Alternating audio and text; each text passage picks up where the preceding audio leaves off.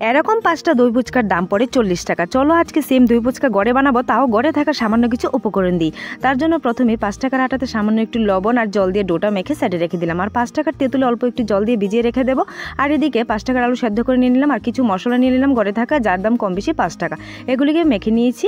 আর এদিকে আমি তেঁতুলের পিউরিটা এভাবে বের করে নিয়ে দিয়ে দিলাম কড়াইতে, তাতে 3 টাকার অনুযায়ী চিনি দিয়ে আমি এই চাটনিটা বানিয়ে নিচ্ছি।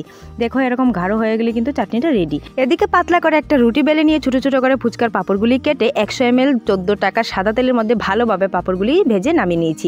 পাঁপড়গুলি যতটা রোদে রাখবে ততটা কিন্তু ক্রিস্পি হয়। এখানে আমার 40টার মতো পাঁপড় হয়েছিল। এদিকে পাঁপড়গুলি এভাবে সাজিয়ে দিয়ে তার মধ্যে আলুর ভর্তাটা দিয়ে দিলাম আর অল্প একটু তেঁতুল চাটনি, 10 টাকার অনুযায়ী টমেটোর সস আর 10 টাকার টক দই সাজিয়ে দিয়ে আলুর ভুজিয়া 10 টাকার এভাবে সাজিয়ে দিলাম। আর 5 টাকার অনুযায়ী বাদাম ভেজে অল্প অল্প করে বাদাম সাজিয়ে উপর থেকে ধনেপাতা ছড়িয়ে দিলেই কিন্তু রেডি। এখানে টাকা খরচা হয়েছিল 72 টাকা। 72 টাকা দিয়ে 40টার মতো দই ফুচকা বাড়িতে বানিয়ে নিলাম।